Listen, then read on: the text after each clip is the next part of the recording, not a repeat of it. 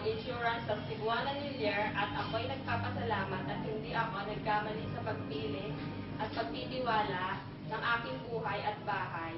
Marami ding salamat sa Malabon 8 sa kanilang pagtulong at pagproseso ng aking team. Thank you. Ngayon ako po ay napasalamat sa tulong na binigay kami ng sunugan. Kahit ang paano nakatulong sila ng marami sa amin. Ako po ay si Jennifer Romero. Ako po ay lubos na nagpapasalamat sa Cebuana New Year at All Care Insurance na naitulong po nila sa akin at aking pamilya. Ako po ay isa sa mga nasunugan at ngayon po ay claimant ng Malabon 8. Ginagamit ko po ang nakuha kong pera ngayon sa magpapatayo ulit ng aming bahay. Salamat po. Ako po si Lydia Paterna. Ako po ay gusto nagpapasalamat sa Cebuana New Year at All Care Insurance para sa kanilang pagtulong. Nung ako ay nasunugan, ako rin po ay nagpapasalamat sa Malabon 8 branch sa kanilang pag-intindi sa proseso ng aking case.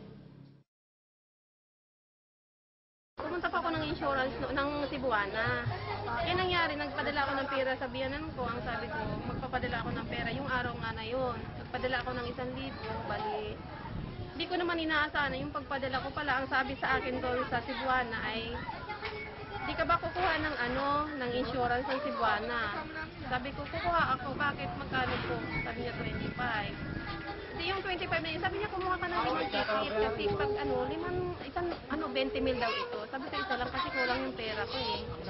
Eh, doon sa na yun, hindi ko naman inaasahan. Naghulog ako ng 30. Pagka-address na sunog kami. So pagdating ng, naisip ko agad yung na, may insurance nga. Mga 5 days siguro, pumunta ako ng Cebuana, inalam ko. Sir, gaano po ba katotoo itong insurance na to? Kasi isa po kami sa naging biktima ng sunog. Sabi niya, ay oo, totoo yan. Ganito nga lang po ang kailangan natin. Kailangan daw nang galing sa fire department, yung papel nga na yun, tapos barangay clearance. So, ang nangyari, nung nabuo ko na yun, dinala ko sa Cebuana at sabi ko, ito na po yung kailangan.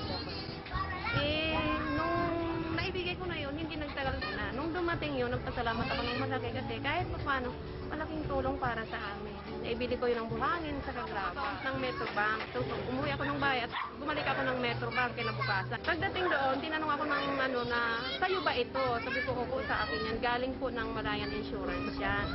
So, kung pwede po, dito ko nilang papalitan. Yung pinapirma ako ng doon, tapos kinuha na nila. So, yun napalitan na kaagad.